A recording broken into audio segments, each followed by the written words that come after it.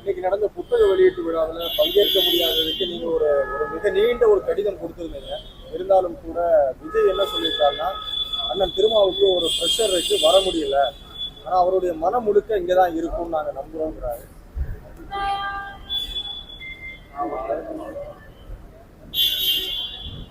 புரட்சியாளர் அம்பேத்கர் அவர்களின் நினைவு நாளான இன்று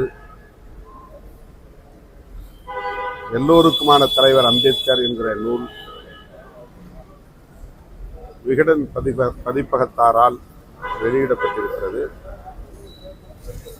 அந்த நூலை தமிழக வெற்றி கழகத்தின் தலைவர் திரு விஜய் அவர்கள் வெளியிட்டு புரட்சியாளர் அம்பேத்கர் அவர்களை பற்றி பேசியிருப்பது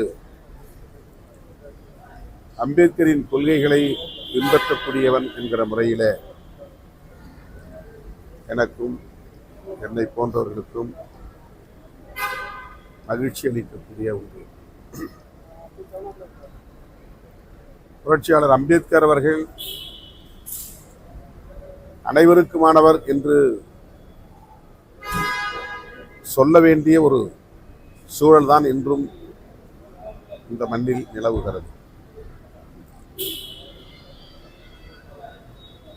அதனை இன்றைக்கு விஜய் அவர்கள் சுட்டிக்காட்டி பேசியிருப்பது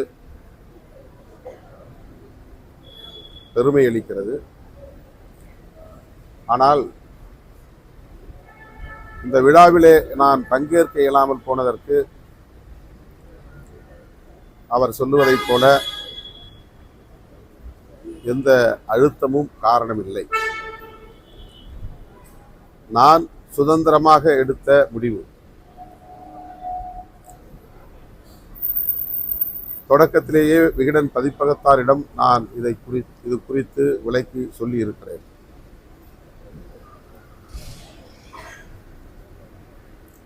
திரு விஜய் அவர்களும் நானும் ஒரே மேடையில் நூல் வெளியீட்டு விழாவிலே பங்கேற்கிற சூழல் எழுந்தால்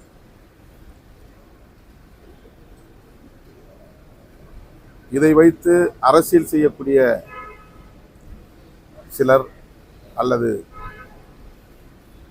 அதற்கான செயல் திட்டத்தை வகுத்து காத்து கொண்டிருக்கிற சிலர் திரிபுவாதம் செய்வதற்கும் திசை திருப்புவதற்கும் வாய்ப்பு இருக்கிறது. ஆகவே அதற்கு இடம் தரக்கூடாது என்கிற அடிப்படையில் ஒரு தொலைநோக்கு பார்வையோடு தான் இந்த முடிவை நான் எடுத்திருக்கிறேன் என்பதை அவர்களுக்கு விளக்கி சொல்லியிருக்கிறேன். விஜய் அவர்கள் குறிப்பிடுவதைப் போல திராவிட முன்னேற்ற கழகமோ அல்லது திமுக தலைமையிலான கூட்டணி கட்சிகளோ எந்த அழுத்தமும் தரவில்லை. அவ்வாறு அழுத்தத்திற்கு பணிந்து இணங்கி முடிவெடுக்க இயலாமல் தேங்கி நிற்கிற நிலையில் விடுதலை சிறுத்தைகள் இல்லை அல்லது திருமாவளவன் இல்லை. அந்த அளவுக்கு நானோ விடுதலை சிறுத்தைகள் கட்சியோ பலவீனமாகவும் இல்லை. சார், அதே போல பாத்தீங்கன்னா சீமான் என்னன்னா கலைஞர் நாளை வெளியீட்டு விழாவுக்கு முரண்பாடாக இருக்கக்கூடிய ராஜ்நாத் சிங் அவர்கள் அழைக்கும் போது இந்த முரண்பாடு இருக்குது. ஆனால் விஜயோட ஒரே மேடையில் இருக்கும்போது அரசியலுக்கு முரண்பாடுகள் வர மாதிரி இருக்கு. ஸோ அதனால திமுகவின் அழுத்தத்தால் தான் திருமாவளவன் அவர்கள் இந்த நிகழ்ச்சியில் கலந்துக்க மறுத்துக்காங்க. அழுத்தமா இன்னைக்கு தமிழிசை சவுந்தரராஜன் அதை பற்றி சொல்லியிருக்காங்க. அதாவது ராஜ்நாத் சிங் அவர்களும் தமிழக முதல்வர் அவர்களும் ஒரே மேடையில் நின்றபோது, கலைஞர் நாணயத்தை வெளியிட்ட போது, அதற்கு முன்னதாக எந்த ஊடகமும்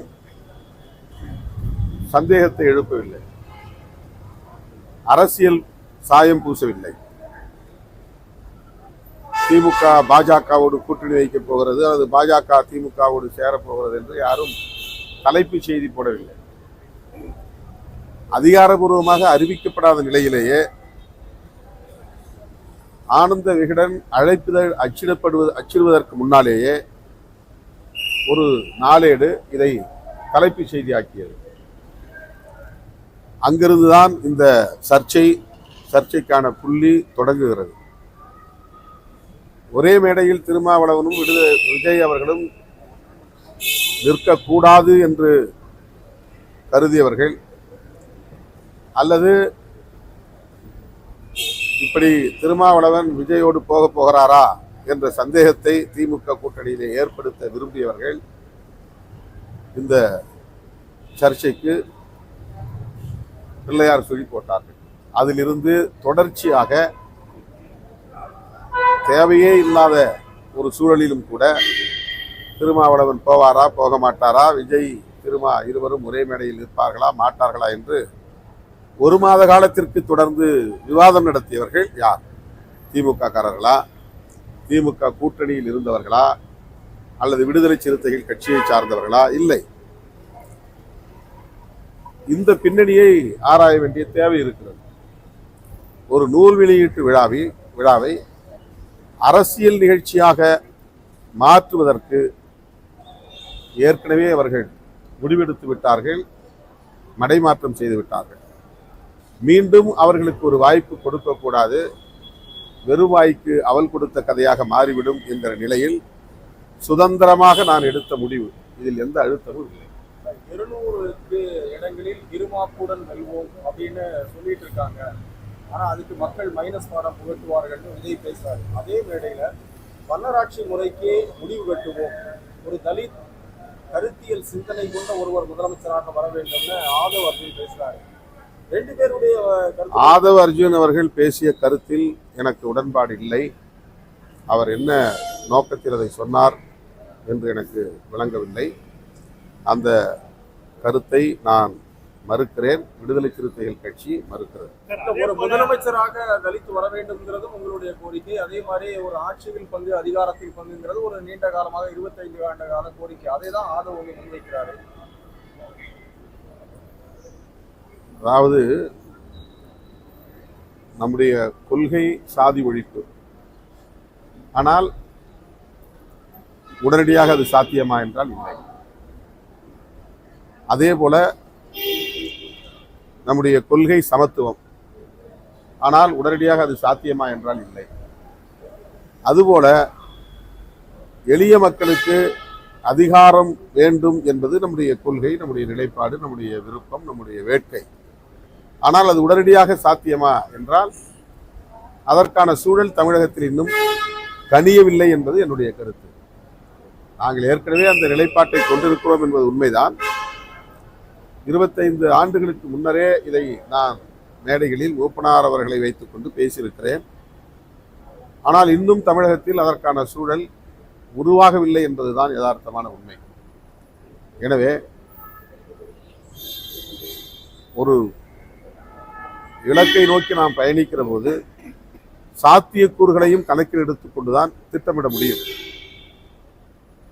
நம்முடைய நோக்கம் என்னவாக வேண்டுமானாலும் இருக்கலாம். ஆனால் நடைமுறை சிக்கல்களை எவ்வாறு எதிர்கொண்டு அவற்றை நிறைவேற்றுவது, அந்த இலக்கை எட்டுவது என்பதில் நாம் வகுக்கிற புத்தியை பொறுத்துதான் அது அமையும். இப்போது ஆதவ அர்ஜுன் அவர்கள் சொல்லுவது நாங்கள் சொல்லுகிற அதே, அதாவது விடுதலை சிறுத்தைகள் தொடக்க காலத்தில் சொல்லுகிற அதே கருத்து தான் என்றாலும் கூட இன்றைய சூழலில் அது பொருத்தமில்லாதது என்பதை ஏற்கனவே நான் பதிவு செய்கிறேன். ஆதவ் அர்ஜுன் மீது நடவடிக்கை எடுக்கப்படும் கடந்த முறையே சொல்லியிருக்கீங்க. இந்த முறையும் அந்த மாதிரியான நடவடிக்கையோ விளக்கம் கேட்கப்படுமா, இல்லை உறுதியான நடவடிக்கை? கட்டாயமாக உயர்நிலைக் குழுவில் ஏற்கனவே நாங்கள் விவாதித்தபடி அவருக்கு விளக்கம் கேட்டு நாங்கள் நோட்டீஸ் அனுப்புவோம். அவர் கட்சியில் முக்கியமான ஒரு பொறுப்பில் இருக்கிறார். ஒரு முன்னணி பொறுப்பு, அது துணை பொதுச் செயலாளர் என்பது. எடுத்தேன் கவித்தேன் என்று ஒரு நிலைப்பாட்டை நாம் இதுவரையில் யார் மீதும் எடுத்ததில்லை. ஆகவே கட்சியின் முன்னணி தோழர்களோடு கலந்து பேசி கட்சியின் கட்டுப்பாட்டை கேள்விக்குள்ளாக்கக்கூடிய வகையில் ஆதவ் அவர்கள் பேசி வருகிறார் என்கிற ஒரு நிலையில் உயர்நிலைக் குழுவிலே ஏற்கனவே நாங்கள் விவாதித்தபடி அறிக்கை அனுப்புவோம். அண்ணன் திருமாவளவன் இந்த நிகழ்ச்சிக்கு வராவிட்டாலும் கூட அவருடைய மனசு முழுக்க இங்கதான் இருக்கும்னு விஜய் பேசியிருக்காரு. உங்க மனசு அங்கதான் இருந்ததா?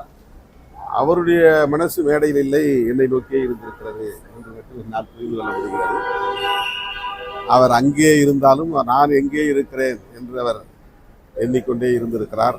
அந்த நிகழ்ச்சியில் நான் கலந்து கொள்ளவில்லை என்பது அவருக்கு வருத்தம், ஒரு ஆதங்கம். அதனால் அவர் அவ்வாறு சொல்லியிருக்கிறார்.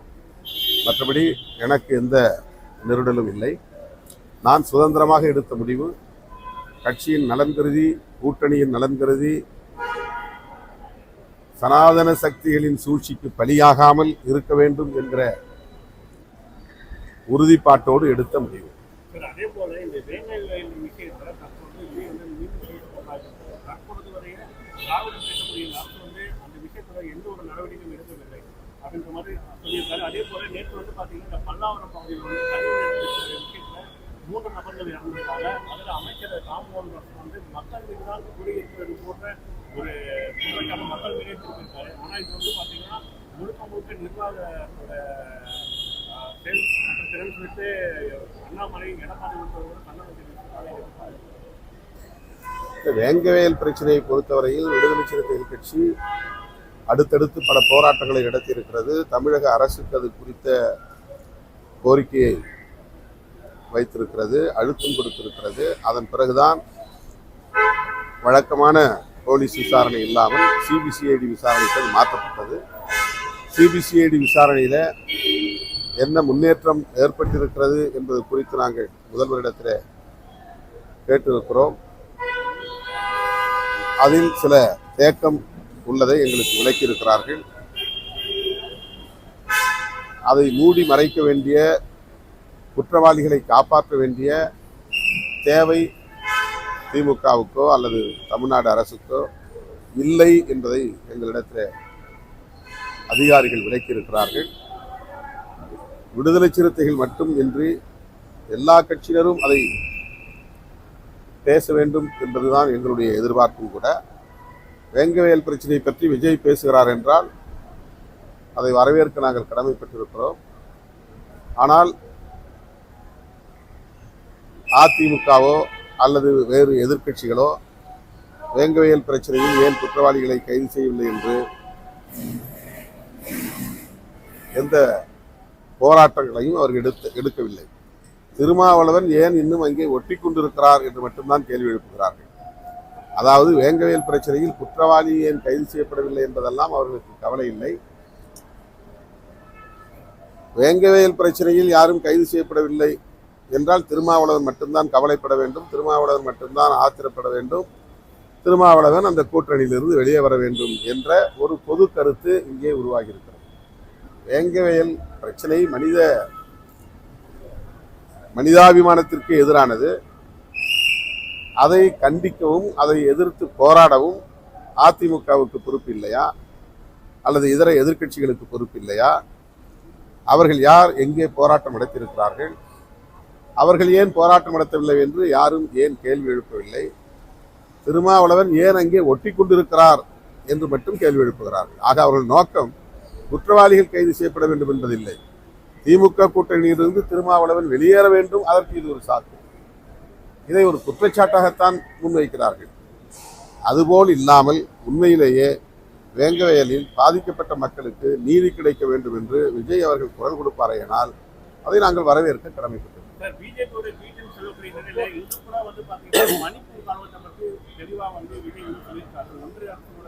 செயல்பாடுகள் எப்படி இருக்கிறது எடுத்துக்காட்டுதான் மணிப்பூரோட தலைவர்களும் கேட்டிருக்காரு. ஆனால் தற்பொழுது தமிழகத்தில் அவருடைய பிஜேபியோட நீதி மேலே செயல்படுற மாதிரி ஒரு சில அரசியல் கட்சிகள் கூறிட்டு வராங்க. மணிப்பூர் விஷயத்திற்கு நாங்கள் எல்லாம் போராட்டம் எடுத்திருக்கிறோம். விமர்சிப்பவர்கள் எத்தனை பேர் மணிப்பூர் பிரச்சனைக்காக போராடி இருக்கிறார்கள்? இந்திய ஒன்றிய அரசு மணிப்பூர் பிரச்சனையில் எவ்வளவு மெத்தனமாக இருக்கிறது என்பது எல்லோருக்கும் தெரியும். ஆனால் தமிழ்நாட்டில் ஓரிரு கட்சிகளை தவிர, ஒரு சில கட்சிகளை தவிர வேறு யாரும் அதை எதிர்த்து பெரிதாக போராடவில்லை, அலட்டிக் கொள்ளவில்லை. திமுக அரசை குறை கூற வேண்டும், அதை மட்டும் கூறினால் சரியாக இருக்காது என்று அவ்வப்போது பிஜேபியை எதிர்ப்பதைப் போலவும் சில பேர் தொட்டு காட்டுகிறார்கள். உள்ளபடியே மணிப்பூர் விஷயத்தில் விஜய் அவர்களுக்கு அக்கறை இருக்குமேயானால் இந்திய ஒன்றிய அரசை கண்டித்து தமிழக வெற்றி கழகத்தின் சார்பிலே ஆர்ப்பாட்டம் நடத்த வேண்டும், அழுத்தம் கொடுக்க வேண்டும், பிரதமரை சந்தித்து முறையிட வேண்டும். இது என்னுடைய வேண்டுகோள்.